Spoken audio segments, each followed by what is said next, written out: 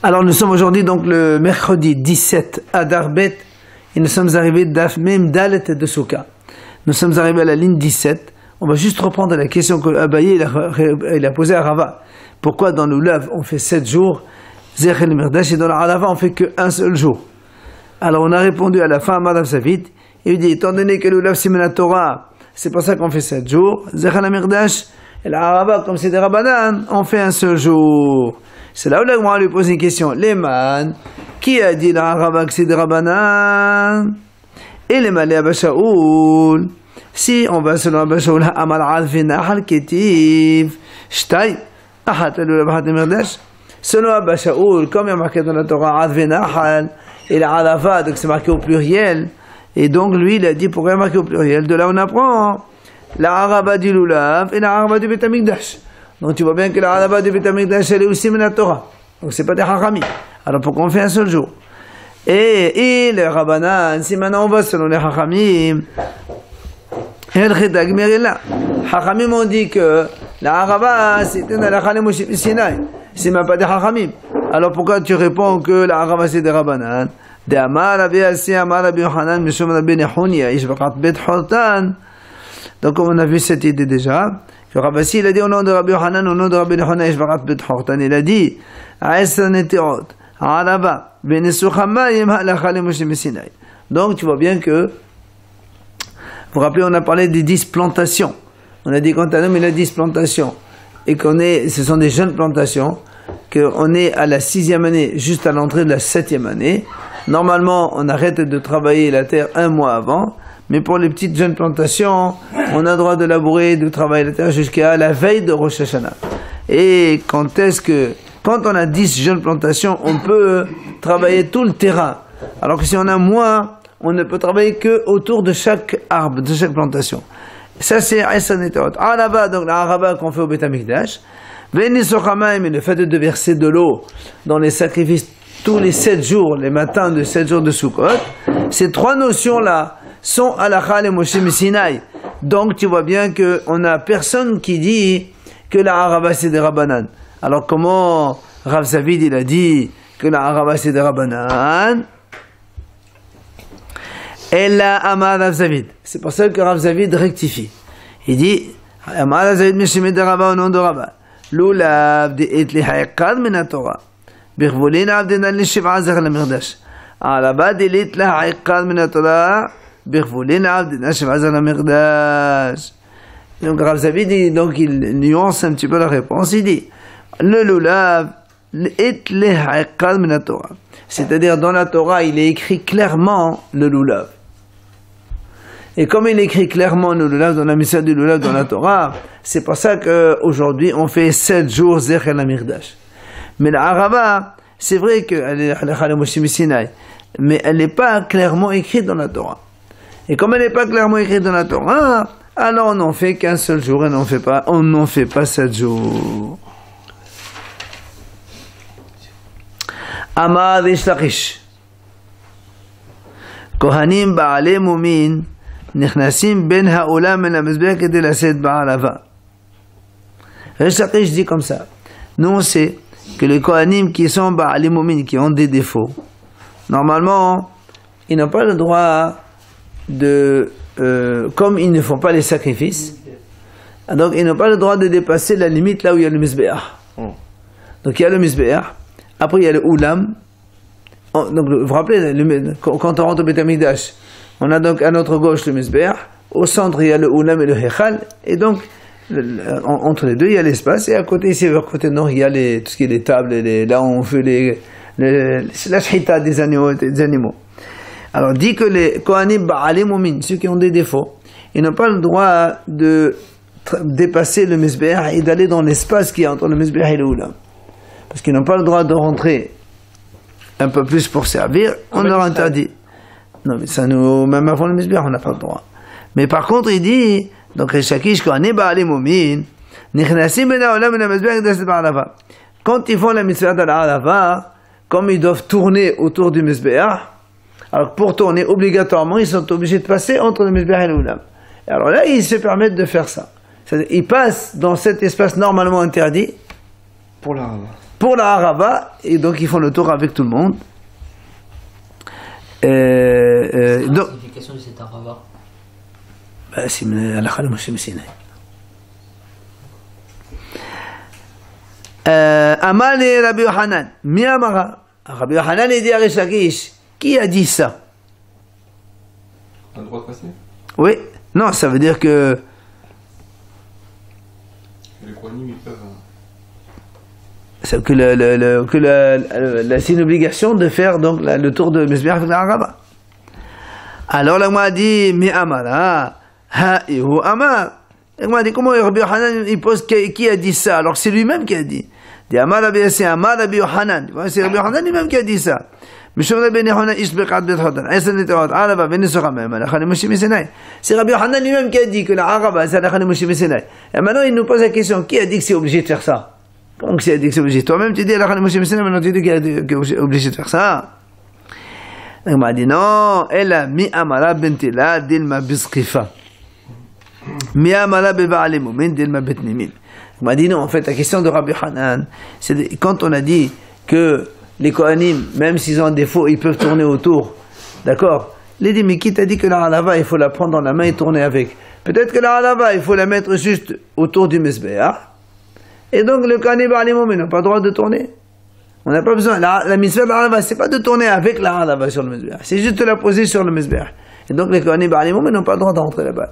Et il dit encore une autre question. Qui a dit que ce sont des Kohanim ba'al mu'min? Peut-être que c'est que des Kohanim qui ont le droit de rentrer, pas les ba'al mu'min. Même si on dit qu'on peut la prendre et on tourne avec. Qui a dit que les Kohanim ba'al mu'min, ils ont le droit de faire ça? Itma l'agma nous dit, puisqu'on parle de ça, on parle de la Arava. Rabbi Yohanan ve Rabbi Yoshua ben Levi, Had Amar Arava Yisod Nevi'im, Had Amar Arava Minhar Nevi'im. Il y a une mahloket à propos de ça, Arava. Un, il a dit, entre mahloket, entre Rabbi Yohanan et Rabbi Yoshua ben Levi. Un, il a dit, Arava Yisod Nevi'im. C'est-à-dire, c'est une instauration des Nevi'im. Yisod, c'est quelque chose qui a un fondement. L'autre, il a dit, non, c'est juste Minhar Nevi'im. C'est un usage, une coutume que les Nevi'im ont instaurée. Alors, la différence, Rachid a dit quelle est la différence? C'est très simple. Quand on dit ici Yesod Nevi'im, la différence, c'est qu'on doit faire une bracha pour le faire. Et quand on dit juste Minhag Nevi'im, il a dit, il n'y a pas de bracha, d'accord? Puisque on ne peut pas dire Mitsivan, c'est Minhag. Minhag, donc c'est Hachem ne t'a pas ordonné. Et donc tu peux ne pas le faire. C'est la différence entre les deux. Quoi qu'il en soit, nous en vérité c'est Minhag Nevi'im. C'est pour ça que nous, quand on fait Habitat Arava, on ne fait pas la bracha. On fait juste, on tape la Arava par terre, Zechel Amirdash et c'est tout. Mais c'est pas la fin de Kislev? Non, c'est pas. C'est Minhag Nevi'im, oui, c'est pas la même chose. Non, ce qu'on fait nous aujourd'hui. Pas dans le Beit HaMikdash. Le Beit HaMikdash c'est la Moshe Sinai. Ce qu'on fait aujourd'hui, nous, ce qu'on fait la Havata avec Arava le 7e jour, parce que nous, on fait aujourd'hui un seul jour. Alors, donc, on a une marloque dont Rabbi Yohanan et Rish Lakish, et Rabbi Yoshua ben Levi, pardon. Un, il a dit c'est Yesod Nevi'im, l'autre, il a dit non, c'est Minhag Nevi'im. Donc, moi, il a dit, Tistayem, de Rabbi Yohanan hu, de Amar Yesod Nevi'im. De Amar Rabbi Abahu, Amar Rabbi Yohanan Arava, Yesod Nevi'im hu, Tistayem. Bien, là, moi, a dit, ça paraît logique et raisonnable de dire que c'est Rabbi Yohanan qui a dit Yesod Nevi'im. Pourquoi? Parce que Rabbi Abahu, tout simplement, il a rapporté au nom de Rabbi Yohanan, comme qu'on a Arava, c'est Yesod Nevi'im, tout simplement. Et t'es d'accord? Alors, c'est là où il pose une question. Amal et Rabbi Zera, Rabbi Abahu, mais Amal Rabbi Yohanan, alors Rabbi Zera, il pose la question à Rabbi Abahu, comment tu dis que c'est Rabbi Yohanan qui a dit qu'il est Yesod Nevi'im? Vea Amal Rabbi Yohanan, Mishum Rabbi Yohanan, Ish Beqad Bet Hotan, Aïsan Neteot, Arava Venusra même, Alakha le Moshe Sinai. Et comment tu dis que Rabbi Yohanan il a dit c'est Yesod Nevi'im, alors que Rabbi Yohanan lui-même il a dit c'est la Arava, c'est Alakha le Moshe Sinai. Donc il parle de la Arava de l'époque, même pas de maintenant. D'accord? Comment tu dis que Rabbi Yohanan il a dit Yesod Nevi'im, alors que Rabbi Yohanan dit non, c'est Alakha le Moshe Sinai, ça change complètement.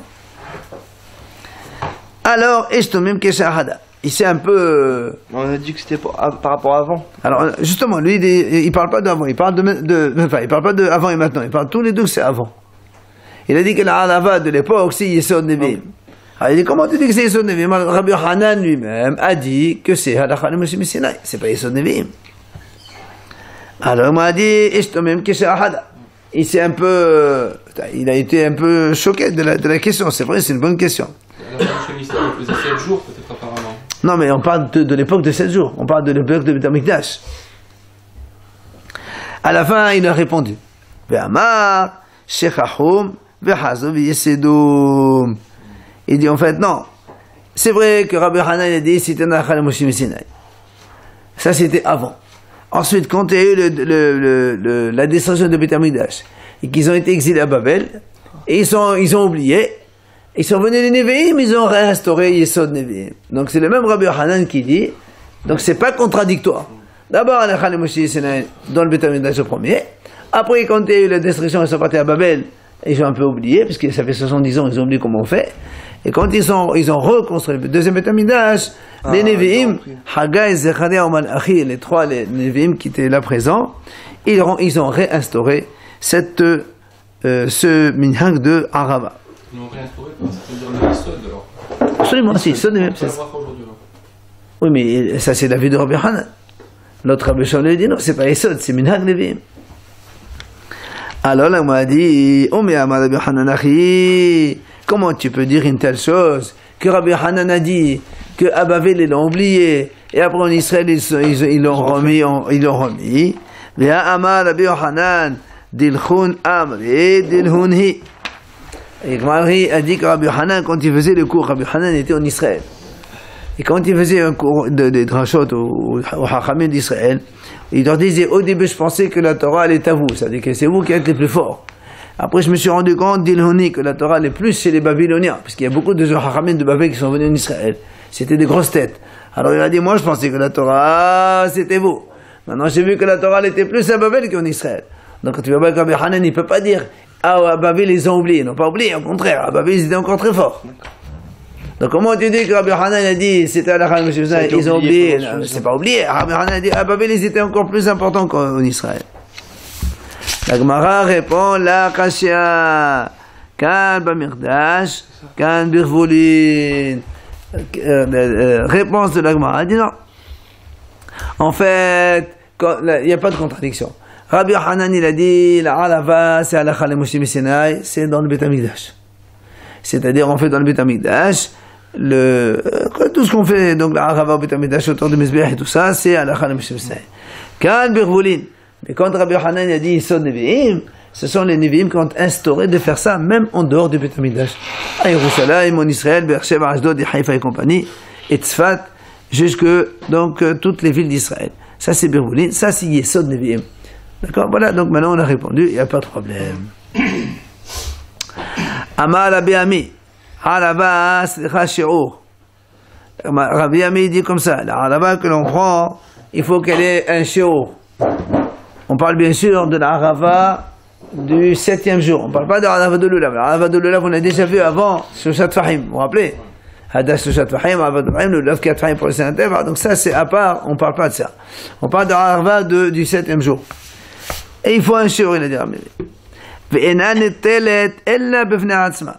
Et on peut la prendre que toute seule. Quand on prend la Arava, on la prend seule. On ne prend pas la Arava avec le Lulav. C'est quoi le shiur? Il va le dire? Attends, il va le dire. Et un homme ne peut pas s'acquitter avec l'Arava qu'il y a dans le Lulav. Il faut qu'il prenne une Arava indépendante, à part.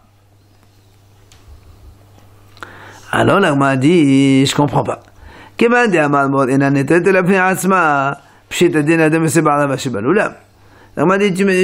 dis au début, l'Arava, il faut qu'elle soit seule. Après, tu me dis, on ne s'acquitte pas avec l'Arava du Lulav. Ben, c'est évident. Si tu dois la prendre seule, tu ne peux pas prendre celle du Lulav. Hein? Tu aurais pu comprendre que tu la sors de ton Lulav et que tu la prennes seule. Mais toi, tu me dis, on ne s'acquitte pas avec l'Arava de Sheba Lulav, qui est dans le Lulav.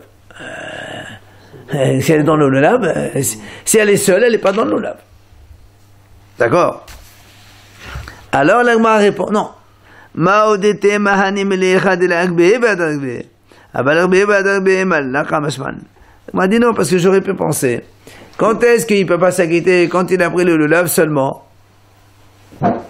Et comme il est en train de faire la mitzvah de Lulav, on ne peut pas faire la différence entre la mitzvah de Lulav et la mitzvah de Arava.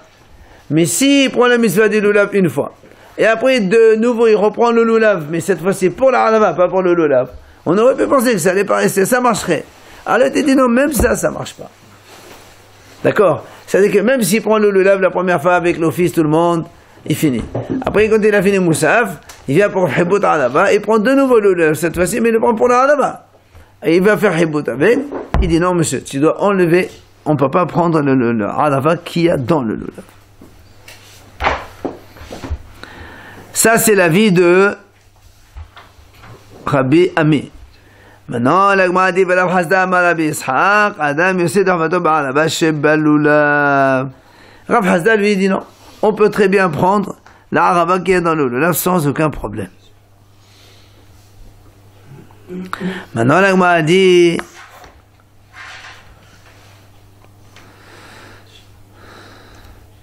Kama Shi'ora. C'est combien le shi'or? On a parlé tout à l'heure le shi'or de la harava.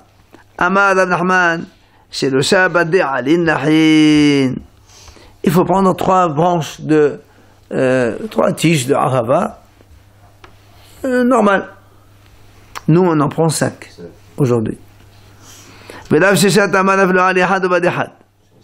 Rav Sheshat a dit même une seule feuille et une seule tige. La Gemara a dit comment? Ali Had Ubad Had. Une feuille et une tige.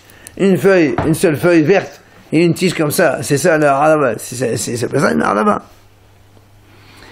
La Ema a fallu aller had bevadihad. Dis non, même. Nous on prend, non, ça c'est, on parle pas du loulav. D'abord dans le loulav, il y en a que 2, il n'y a pas 3. On parle de la harava de Hibout, le 7e jour au Shana Rabba. On prend 5 feuilles et on prend des belles, d'accord, des belles, des grosses. Lui, il a dit non, même tu prends une seule tige avec des feuilles, avec une seule feuille, ça suffit. Amal Aïvo. Il vient à Aïvo, il dit comme ça, j'étais devant la Belazar Ban Sadok. Et il y avait un monsieur, il lui a apporté devant lui la halava. Shakil, Rabbi Elazar Ban Sadok, il a pris cette halava. Havit velavarech. Il a fait comme le Havit, il a tapé sur le sol et il n'a pas fait la bracha. Kasava, minarane ve'imhu. Hein? Il tape sur le sol. Taper. Ouais. Il n'a pas fait la bracha parce qu'il pense minhag nevim, c'est ce qu'il a dit. Kasava, minhag ve'imhu. Sinon on dit comme ça, Havit velavarech. D'accord. Ouais. C'est-à-dire qu'on montre à tout le monde que c'est bien sans bracha.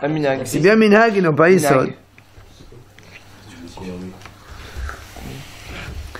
Alors, Aïvo v'Hizkiya b'nei braté de Rav. Il raconte une autre petite, un petit fait. Aïvo et Hizkiya, les b'nei braté de Rav, les enfants de la fille de Rav. Aïto halava lekamé de Rav, il nous a apporté la halava devant Rav. Et Rabbi a fait la même chose. Ok. Il a dit donc, c'est minhag neviim, c'est pour ça donc qu'on ne fait pas de bracha et on tape donc la harava par terre. Amar Aïvo. Aïvo, il vient, il raconte. Il raconte tout à l'heure. Il était jeté devant mon Rav, Rabbi Elazar Ban Sadok. Il est venu le voir, un monsieur. Il lui a dit la chose suivante à Rabbi Elazar Ban Sadok. Amal, Kariata Etli. J'ai des villages avec des habitants. Karmaya Etli. J'ai des vignobles. Zetaya Etli. J'ai des oliveraies. Et alors, il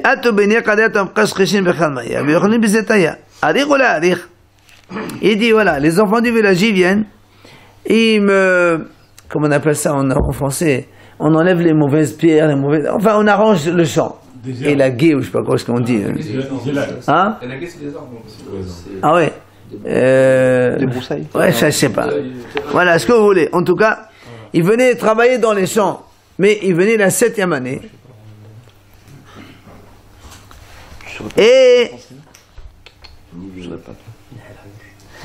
Et donc, en tant que salaire, il dit, il leur donne des olives. Voilà, c'était les olives de la 7e année. C'est pour ça qu'il lui dit, Arich ou la Arich. Est-ce que j'ai le droit de faire ça ou c'est pas bon? Hein? Non. Eux, ils viennent travailler les 7 ans, la 7e année. Il nettoie. Et il nettoie, on va dire il nettoie les champs. Et en salaire, donc, en tant que salaire, il leur donne, au lieu de leur donner des seaux, il leur donne des olives de la 7e année. Attention. On a le droit de manger les fruits. On a le droit de manger. Profil bas. Hein? On a le droit de manger. Mais c'est un salaire. Mais c'est un salaire. Il a raison. C'est marqué le khlav et le lishola. Il est en train de faire du commerce avec lui. Ah non, il leur paye son salaire avec ça. Il est ouvert, le champ. Non, mais attendez. Non. Non, mais non. Il amène des villageois pour travailler dans son terrain. Le soir, il leur donne un truc avec des olives. Tiens, Ils leur donnent rien, ils ont pris, ils prenaient. mais non. Il le paye en salaire. Il leur paye leur travail en salaire Non, mais des olives de la 7e année. C'est pour ça qu'il est venu me dire, est-ce que c'est bien ou est-ce que c'est pas bien? le problème, c'est quoi? C'est qu'ils mangent les fruits de la 7e année? Non, manger les fruits de la 7e, c'est motard. Le problème, c'est que lui, il leur donne ça. C'est un commerce qu'il fait. Parce qu'au lieu de leur donner 20 €, il leur donne le prix des olives. Donc il est en train de vendre les olives pour 20 €. Ouais, mais on n'a pas le droit de faire troc avec les fruits de la 7e année, c'est ça le problème. Alors, alir ve'la'alir, ou bien l'alir, est-ce que c'est bien ou c'est pas bien? Amal et l'alir. Il dit non, monsieur, c'est pas bien. Le monsieur, il repartait comme ça chez lui, puisqu'il a donné sa réponse. Le monsieur qui a posé la question au Rav, puisque le monsieur il est venu poser la question à Rabbi Elazar Bassadok. Amal, il a dit à Rabbi Elazar Bassadok alors que le monsieur il partait, il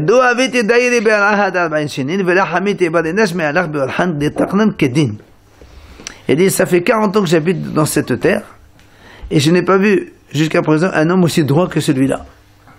On a pour qu'il vienne poser la question. Tu vois, il veut être mamash. Alors, juste il était en train de penser à ça. Hadad ve'at. Il est revenu, le monsieur. Il a fait demi-tour, il est revenu chez le Rav. Amalé, maïmabad. Il dit, qu'est-ce que je fais alors? Amalé, efrazitaya la hasuriya. Ou était imprétaya la kasroshikadmaya. Il dit, c'est très simple. Les olives, tu les fais abandonner aux pauvres. Tout le monde y vient et mange comme dans les fruits de la 7e année. Et les ouvriers qui viennent travailler dans ton champ, tu leur payes avec de l'argent.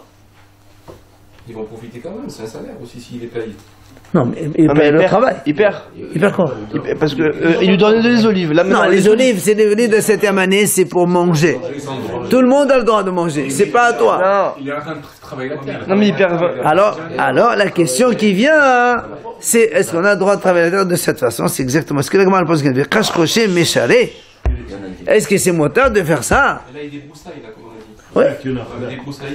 Pourquoi on n'a pas posé la question en premier? Alors, cette question-là, elle peut se poser en premier. Pourquoi on la pose maintenant une fois qu'on lui a dit? D'abord, il te dit, le monsieur, il est venu poser une question. Il lui a dit, oui, d'accord, c'est bon, c'est pas bon. Maintenant, il m'a dit, maintenant, je comprends pas. Et lui, c'est le Rav qui donne la solution. Il dit, non, il n'y a pas de problème. Tu peux leur donner leur salaire. Comment il donne salaire? Il sait travailler, il travaille la terre, c'est ça. Mais c'est ça. C'est la question. Pourquoi il n'y a pas posé? Mais pourquoi le Rav n'a pas posé je sais pas comment on dit order. Regardez, order en français, ça veut dire quoi? Order. On a un dictionnaire en français. Ça veut dire order. Order. Oui, avec Aïn Vav Dalet Adesh. Hein? Non, il y a un terme en français. Est-ce qu'on n'a pas le droit de mettre les graines? Non. Tous les travaux de la terre sont interdits. Minatora, c'est labourer, semer. Les Hachamim ont interdit tous les travaux. Si c'était pas ça, ça va. Non, ça c'est. Non, même. Ça c'est. Il y a des choses, ce qu'on appelle pour le maintien de la vie de l'arbre, c'est moutard. Alors pour l'instant, il dit, cache-rocher, c'est pas charia. Parce que le matériel rejette toujours les pierres par-dessous. Oui, c'est ça. Pour le bien. Donc, ça n'a pas d'importance. Quoi que non soit, la pose la question.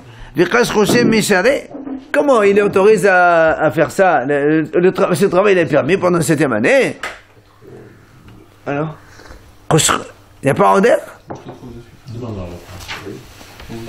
Merci.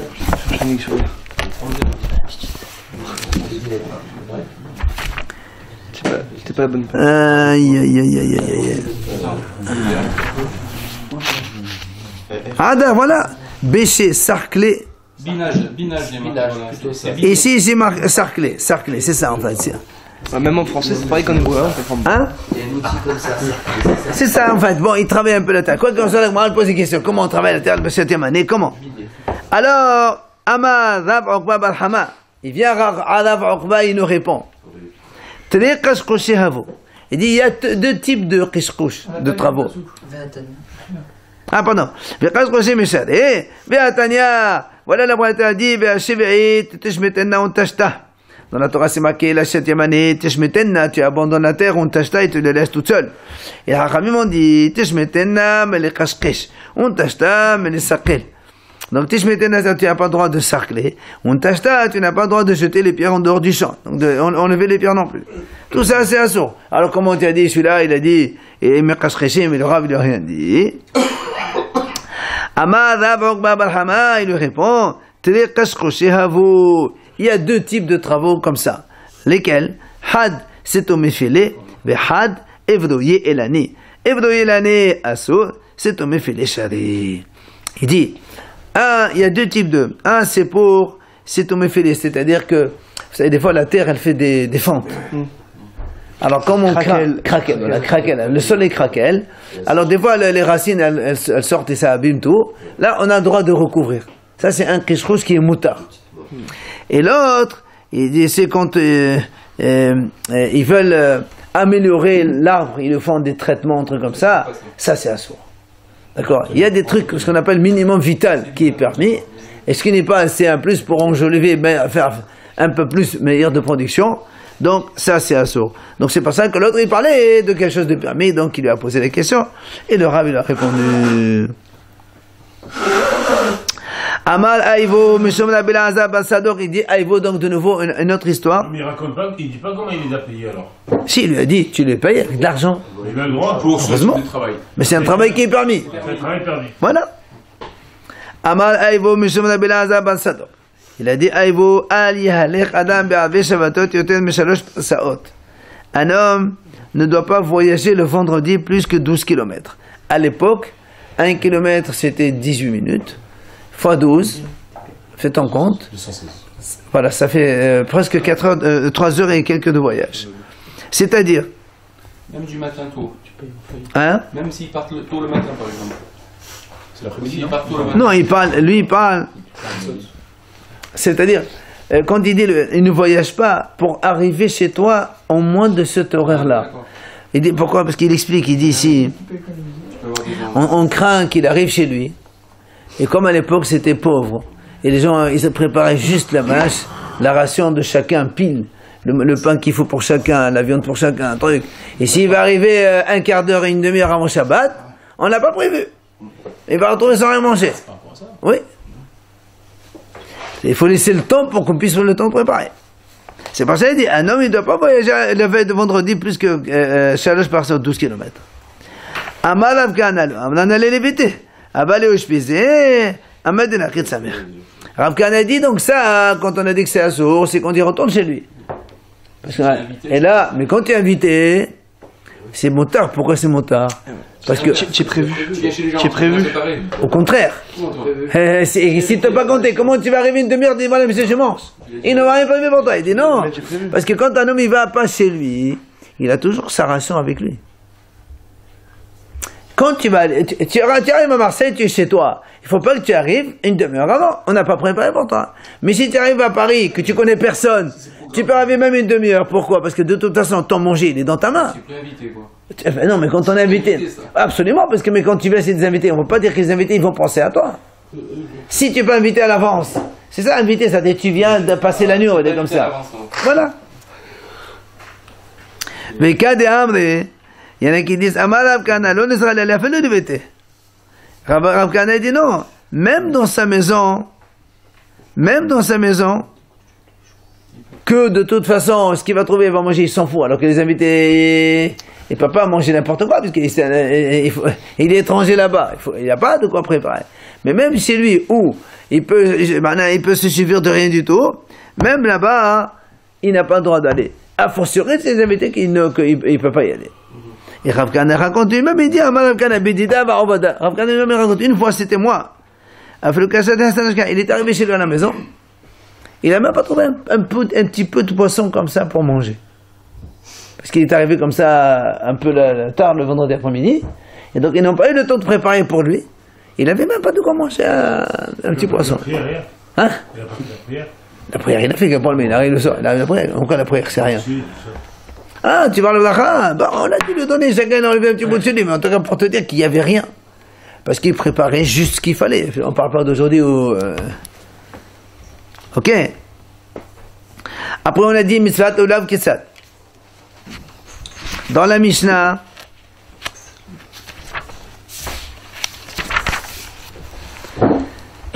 on a dit la mitzvah du lulav commençait. On a dit que c'était le Shabbat, les gens ils venaient vendredi poser leur lulav et ainsi de suite.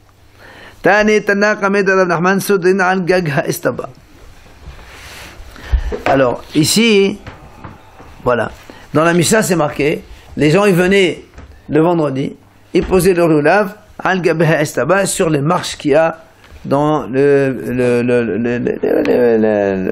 la cour du Beit HaMikdash. Il vient ici, le Tana, lui, il a dit al gag ha'estaba, sur le toit de l'estrade. Amale b'chil yabishan hu tzarich. Il dit comment? Tu les mets sur le toit, pourquoi tu vas les sécher? Le lave quand il est sec, il n'est pas bon, on ne les met pas sur le toit. Et la ema al gag ha'estaba. Il dit non, c'est pas sur le toit, c'est au-dessus des marches.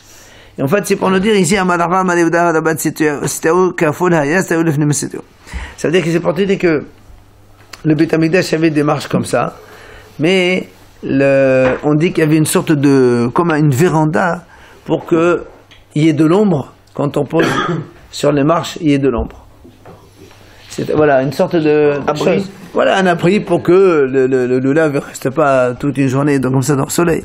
Le Rabbi, il ne mettait pas dans un seau. Non. Enfin, je ne sais pas s'il le mettait dans un seau, mais en tant que Beit HaMikdash, on ne le met pas dans un seau. Tu imagines dans Beit HaMikdash tous les seaux que tu vas voir? Ouais, parce que... Non. Après, on fait la nouvelle Mishnah. Matnitin, Misvat Arava Ketzad. Alors maintenant, on va parler justement de cette Arava que l'on faisait à Yerushalem au Beit HaMikdash, comment ça se passe. Donc il faut bien différencier, on ne parle pas de l'Arava des Lulav. Le Lulav, c'est déjà fait 3 minimes. Donc 2 Aravot, 3 Dassim, le Lulav et Had. Ça, donc on a fini avec. On parle maintenant de l'Arava du Beit HaMikdash. Makom Haya Lemata Mi Yerushalem Nekla Moussa. Il y a un endroit en bas de Yerushalem qui s'appelle Moussa. Yodin Nesham. On y va là-bas. Les Haramim, les Kohanim, là-bas ils vont. Umlaktin Mesham Murbiyot Shel Arava. Ils vont cueillir de là-bas Murbiyot, c'est des belles branches de Arava. Uvain, Vizorfin Otam Seda Mesbeach. Velachin Kfoufen Agabe Mesbeach. Et ils viennent, et ils les mettent autour du Mesbeach, avec en plus le sommet de l'Arava qui prend sur le Mesbeach. Ça veut dire que le Mesbeach il fait 5 mètres de haut. Donc l'Arava, la fait de l'Arava, elle fait 5 mètres de haut. Et même un peu plus pour dépasser le toit. Qu'est-ce qu'il y a? C'est possible ça? Pardon? Une feuille d'Arava? Si on te le dit. Si on te le dit. On va voir pourquoi. Ben oui, parce qu'il y a le repli. Quoi qu'il en soit. Allez, qu'est-ce qu'ils font avec? Donc ils posent ça autour du mesber. Après, taqo veheri'u vetaqo. On sonne le chauffard. Pendant les 7 jours de Sukkot, donc, on sonne le chauffard. Ah oui, à l'époque, 7 jours. Après, c'était le 7e jour, on a dit. Non, aujourd'hui, on faut quand même, oui. Mais aussi, après, ils ont fait ça. Ah non. On est de Beit HaMikdash ici. Après, ouais. On est dans le Beit HaMikdash là. Bechol yom, chaque jour, maqifin et ha-mizbeach pa'am achat. On fait le tour du mizbeach une fois, une akafa. C'est ce qu'on fait nous aujourd'hui, une akafa autour de Hichal, de la teva avec le Sefer Torah dessus.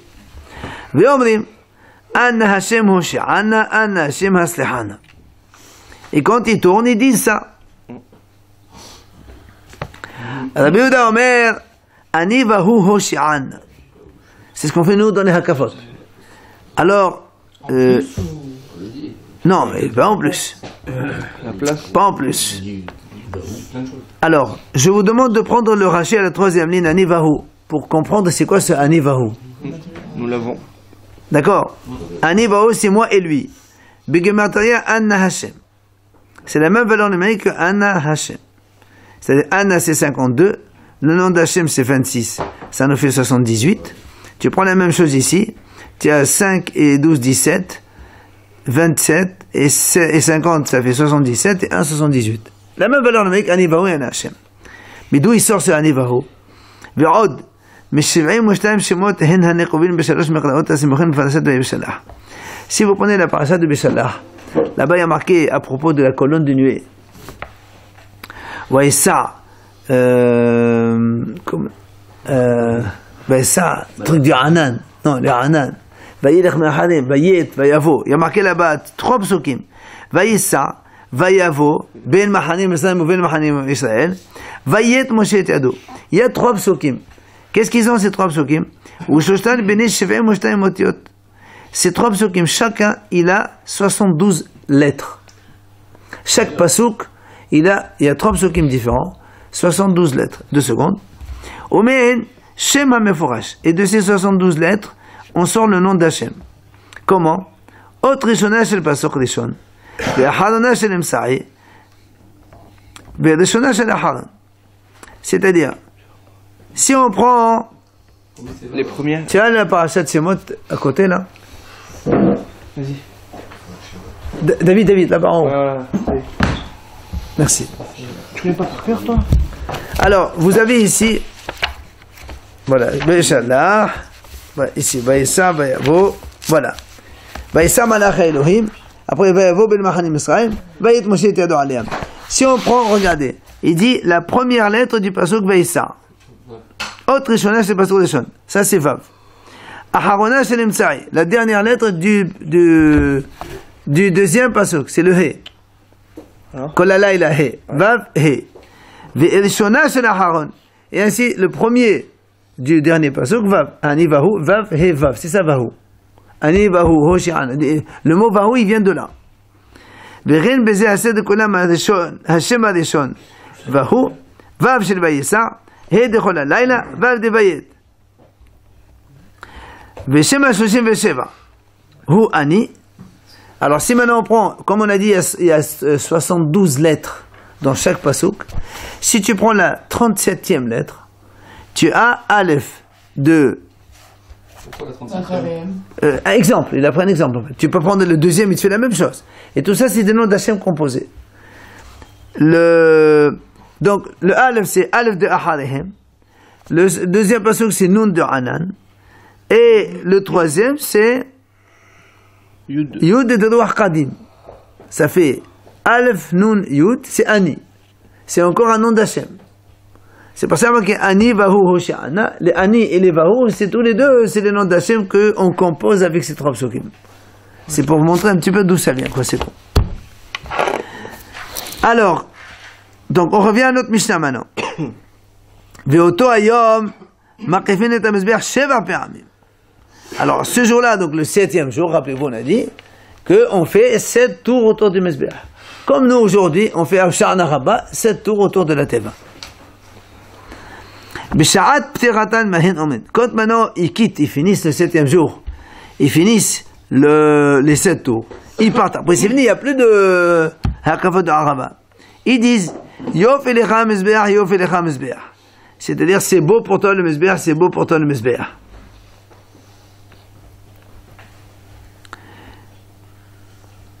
Rabbi Elazar Omer, Liya v'lecha mizbeach, Liya v'lecha mizbeach. C'est le Yud-Ke, c'est pour Hachem et pour toi, le mizbeach pour Hachem et pour toi. Maintenant, la Mishnah nous raconte qui m'a assez au Bahal comme assez au Shabbat.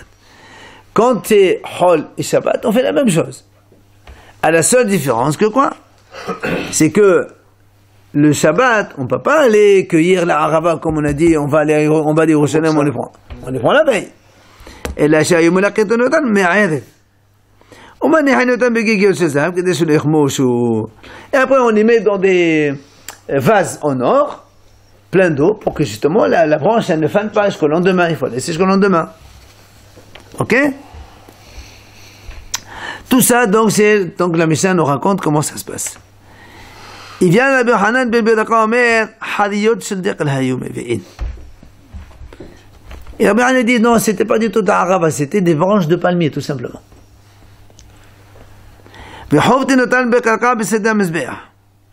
Et en fait, on ne les met pas debout sur le Mizbeach comme on a dit. Nous, on tapait à côté du Mizbeach avec ces branches de palmier. Et c'est pour ça qu'on appelle ce jour-là, le 7e jour, Hibbut Hariyot. Donc, on tape avec les branches de palmier. La Mishal termine, Miyad, Tinokot somtin et lul vehen ve'ochlin et rogehen. Il dit, immédiatement quand on a fini ça, Rashi dit que les grands, ils viennent, ils enlèvent les loulavim des enfants, et ochlin et rogehen, après ils vont manger les trogim de ces loulavim, puisque maintenant on a fini la mitzvah du loulav, c'est terminé. Mais c'est pas fini ce côté. C'est leurs propres enfants ou c'est leurs enfants? Non, ça veut dire, en fait c'est pour nous dire, Rachid dit comme ça. Il est moxé ou là? Non, on est, c'est en arabe. Il dit en fait, pourquoi il nous raconte ça? C'est pour te dire que les gens ils prenaient comme ça, ils prenaient de force. Ils enlèvent le loulav des enfants, ils prennent le trog et le mangent. Il dit, ça veut dire qu'il n'y a pas de gezel, même s'ils faisaient ça, c'était un peu l'habitude qu'ils faisaient à l'époque. Voilà, quand on a fini, ça marqué le ça, il n'y a plus rien maintenant, on n'a plus besoin ni de l'œuf des trocs, ils prennent le l'œuf et le trog et le mangent. Et ils le prenaient chez les enfants, hein? Et les enfants de Hein? J'ai pas besoin de... Si, parce que les enfants, ils veulent le sien, le leur. C'est quoi Alors, le... Yuna. Pardon? Comment ça on le sait? On ne sait pas. Pourquoi tu le sais? Non, laisse-leur. C'est pas pour Peut-être les enfants ils le veulent aussi. Après c'est fini. C'est quoi la symbolique de la feuille de palmier qui trappe par terre? Nous, on ne frappe pas le palmier par terre. Nous, on frappe la harava par terre. C'est quoi? Il y a pas... On a dit, Minhag Lévi, on fait comme ça. Certainement qu'il y a des significations. Il y a plusieurs significations. Oui, on peut... La force à la terre. On connaît pas... C'est sûr qu'il y a